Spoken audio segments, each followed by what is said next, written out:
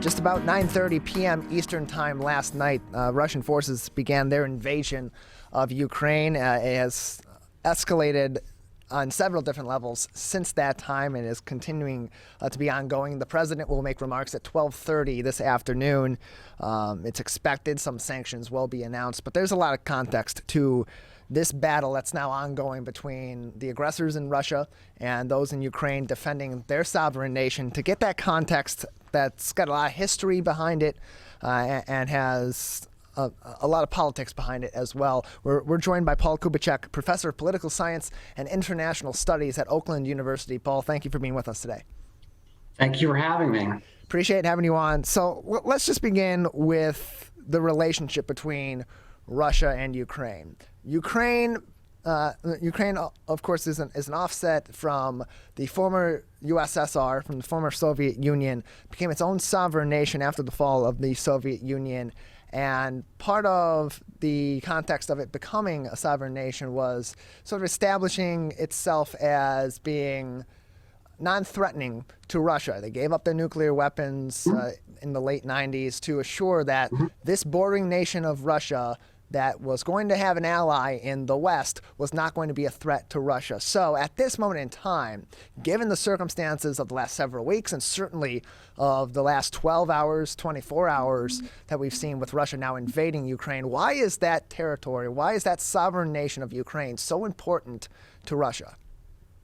Well, President Putin gave a very rambling speech this week in which he basically asserted that Ukraine is a fictional country, that it's an artificial creation, that it's been bound for centuries and should remain bound to Russia, whether that be part of the old Russian Tsarist Empire or part of the Soviet Union. And it seems rather clear that he has his sights on reanimating in some form a Russian sphere of influence throughout the former Soviet republics, which means putting them under his thumb or perhaps even incorporating them formally, as he did with Crimea, into Russia itself.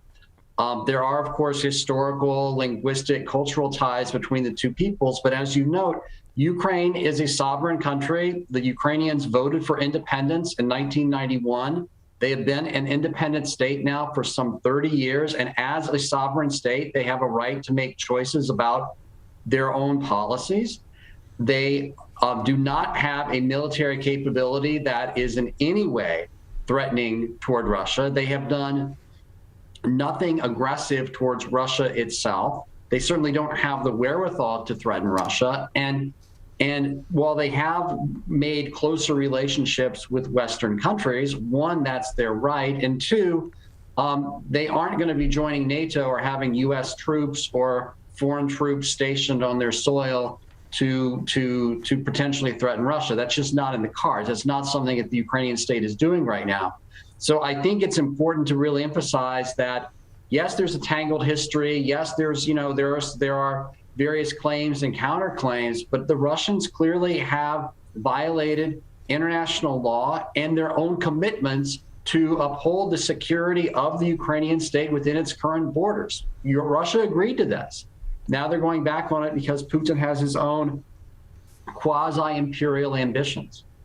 Yeah, and again, Professor Kubicek, just to provide a little more information, you mentioned the violation of international law with this invasion, with Russia invading the sovereign nation of Ukraine. Now, Vladimir Putin gave his own bogus justification that there were two certain areas of Ukraine, two certain regions of Ukraine that were declaring their own independence and had requested Russia's assistance as an excuse to give them a reason to send their troops into this nation. What is that? What is the context behind that claim? We know that in the past, particularly in 2014 with the incident in Crimea, that there were separatist groups that were more favorable to Russia that were involved in that incident. Is it a similar situation in those two territories that President Putin has claimed are independent and that Russia is supporting? Those territories in eastern Ukraine in 2014, when Ukraine went through a period of political upheaval, the populations there were not happy with the incoming government in Kiev. They wanted greater rights. Some wanted to leave Ukraine. They found backing from the Russians. These regions border Russia. So Russians sent in forces to provide them with some military equipment to allow them, in a moment of sort of political instability, to kind of take over these regions. And it provided them enough military support that the Ukrainian military at that time was unable to restore their control over these regions. And since 2014, they've kind of been in this gray zone of declaring themselves separate. No one's recognized them as such until recently.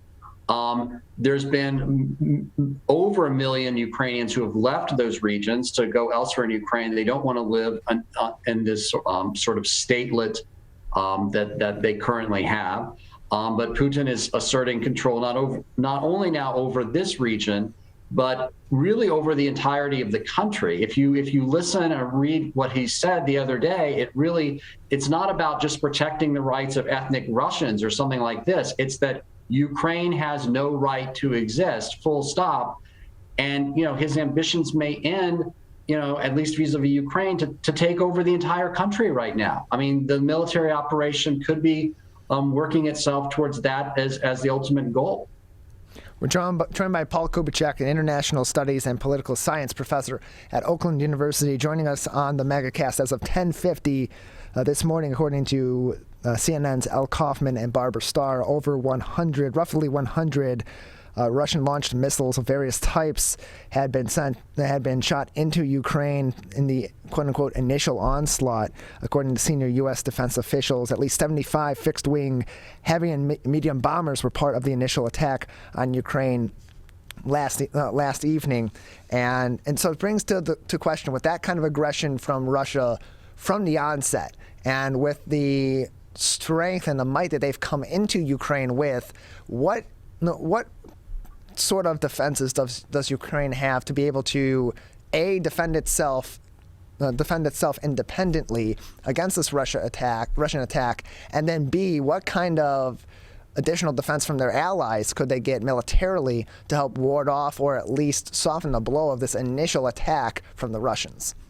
Ukraine has about 250,000 regular troops, and they have a national reserve they've called up. They're certainly better prepared than they were in 2014. We've given them some heavy military equipment, including anti-tank missiles. Their Air Force, by many accounts, has been rather decimated by some of these Russian attacks, but they do have some heavy equipment, men under arms, some sophisticated weapons and communications equipment, and we've been giving them military aid over the last several years to bolster their forces. We may give them more if this conflict, drags on. That's something to see what President Biden has to say. How much more physical material we can give them, how much more logistical support we can give them, how much more intelligence we may be able to give them. These are all open questions. I might add as well, just before I joined you, I was on a briefing from the American Enterprise Institute in Washington talking about the latest of this conflict. By several accounts, actually, the Russian ground offensive, anyway, has run into trouble on several fronts, that there has not been sort of a quick victory that, easily overrunning the Ukrainian defenses. They've been holding up fairly well. By all accounts, it's a matter of time, right? I mean, Russia has more planes, has more tanks, has better training, better equipment. They can grind down the Ukrainian military forces, but it seems that it's not going to be an easy, quick victory for the Russians. That they have sustained some casualties. The Ukrainians have shot down some Russian aircraft. Ukrainian planes have gotten off the ground. So the Russian offensive has not been as successful, at least initially, as one might have thought. But I think we have to look and see what's going to happen in coming days and coming hours to really see, how far the Russians go and how far they intend to go.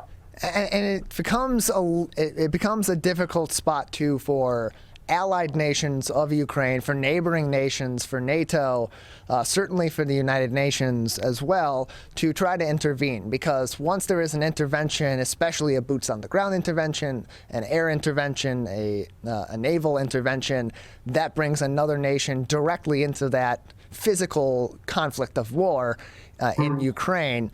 From other nations' perspectives, what is that flashpoint where there would be a necessity, a great necessity for their direct involvement supporting the Ukrainians in warding off this attack from Russia? Well, Putin has already warned the world that anybody that intervenes or interferes is going to have grave repercussions, right? And it seemed like he was even threatening perhaps nuclear war, right? I think what I'm going to keep my eye on in coming days is the Ukrainian-Polish border. How open is it? Are things moving into Ukraine or not? Is it just refugees coming out, or is equipment able to come in? Are the Russians going to move against it to try to secure it in some ways? Because that's going to be Ukraine's lifeline in terms of getting in any sort of equipment or any sort of aid, humanitarian aid for that matter, in. I think the other thing that you're going to see President Biden and NATO leaders talk about today is a swift commitment to send additional forces, large-scale forces, to Poland and the Baltic states to make sure they are well defended in case Putin does have ambitions beyond Ukraine. Because as matters stand, we don't have, if Putin wanted to take the Baltic states, he could. We don't have the forces there. And I think that there's going to need to be a major American commitment to ward off a conventional Russian attack on NATO. And as this is something we haven't seen for over 30 years. This is reshaping the world and reshaping American security interests literally as we speak.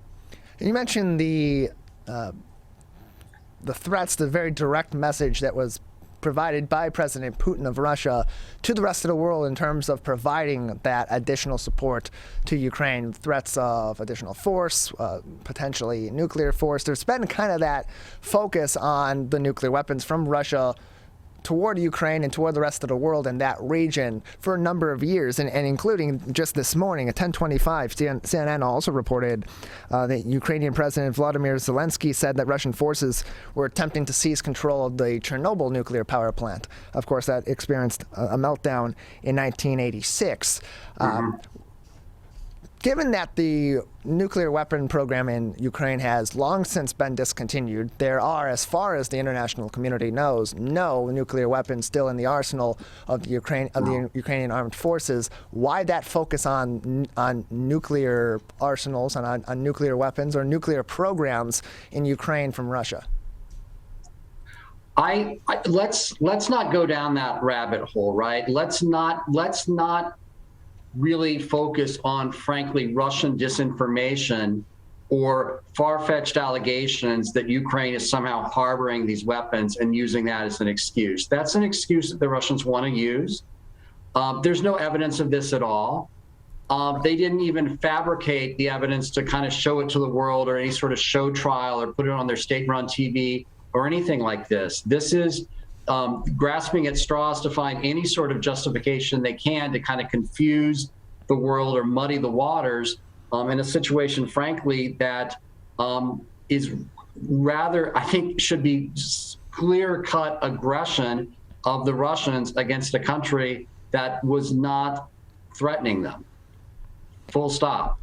From the Russian point of view, of course, they obviously have nuclear weapons, and it's unlikely that they would need to use them in Ukraine in this military sort of assault, but that obviously gives the Russians great protection and deterrence against any sort of action we might want to take against them. And so this is something that we really have to balance our desire, at least I hope our desire to help Ukraine, but realistically, there's no demand to send American troops to the region to fight for Ukraine. And we need to be careful because the Russians, of course, have capabilities, in terms of they've attacked Ukraine, cyber attacks. They could do the same here against us in a way that we're vulnerable, frankly, in a way that we weren't vulnerable in the 1980s against the Soviet Union, right? I mean, the world is different now than it was in the days of the Cold War. And in some ways, we're more vulnerable and we're in a weaker position. We're joined by Paul Kubicek, professor of political science and international studies at Oakland University, joining us on the MegaCast. And so you've quite literally, you've written a book on the history of Ukraine, and it's had many different historical conflicts, of course, pre-Soviet Union, during the time of the Soviet Union, certainly in the immediate aftermath, and now in relation to the Soviet Union and to now Russia. Can you give us a little bit of an of an overview on those historical conflicts and how they kind of provide some additional context to the Ukrainians' perspective in this particular incident? Well, Ukraine has been, as I said, sort of a province of the Russian Empire from time to time, but also has its own cultural and political traditions dating back centuries. Part of Ukraine was part of the Polish-Lithuanian Commonwealth. Part of Ukraine was part of the Austro-Hungarian Empire. There have been, Russian ties with Russia have been extensive, but Ukrainian as a language or an identity has certainly existed for well over a century, right? I mean, there's been, and even during the times of the early days of the Russian Revolution at the time of 1918, there was a brief-lived, Ukrainian republic. So there's always been sort of ambitions for a Ukrainian political identity. And the Soviet Union did create a Ukrainian republic based upon Ukrainian ethnic national identity that existed there. I mean, they recognized the fact that there were Ukrainians there. I think it's fair to say as well that listeners may not know this, but during World War II and even after World War II, into the 1950s, there were Ukrainian nationalist partisans that fought against the Soviets, not only during World War II, but after the war ended. They took up arms and fought against them into the early 1950s. And there's memories of that, particularly in Western Ukraine. And people are talking today that if Russia, were to occupy the country or try to occupy the country, that you would see large-scale partisan guerrilla urban warfare that may end up, making Ukraine the modern-day equivalent of the Soviet Union's experience in Afghanistan. We're joined by Paul Kubicek, International Studies and Political Science Professor at Oakland University, on the MegaCast. Paul, just another few minutes with you before we'll say goodbye. At this point in time, what are some? It's important to also focus on the Ukrainian people themselves and what aid may be available to them, both within their own sovereign nation and within neighboring nations or from neighboring nations, for those that are in cities that are under attack, particularly cities in the immediate border area of Russia and certainly those close to the capital of Kiev. What sort of aid is there from other nations for these particular individuals that may be refugees as this conflict continues? Well, we're going to see how this develops, right? You're already seeing people fleeing some of the cities, right? Whether they're going to go, visit family or they have another place potentially to go, right? Again, that's why that border with Poland, I think, is so crucial to get aid through if it comes down to that. If that border's closed somehow, it could become a very ugly, very, very difficult situation. I mean, it's winter, it's cold. Will there be food? Will there be heating? Can these people be provided for? There is a risk of a great humanitarian catastrophe, depending upon how far the Russians go and what they choose to attack. They have not attacked yet electrical infrastructure, for example. So there is basic infrastructure present, but other cities in Ukraine could be overwhelmed with refugees or displaced people, and finding aid for them, finding a place for them to live and accommodating them is going to be a major challenge, certainly. And again, you would count on open borders to allow aid to come through. Whether that's going to actually happen or not if Russia takes over the country is a very open question. Paul, thank you very much for joining us, giving us some more insight into the backstory behind this current conflict, this, frankly, war that's been declared by Russia on Ukraine, and of course Ukraine's history as well, dealing with Russia in the times of the Soviet Union, in the wake of the fall of the Soviet Union, and some of the historical contexts as well that have led to Ukraine's sovereignty today and informed their sovereignty today. We appreciate it. Yeah, I welcome the chance, but it's a very sad day today. It really is. But thank you for having me.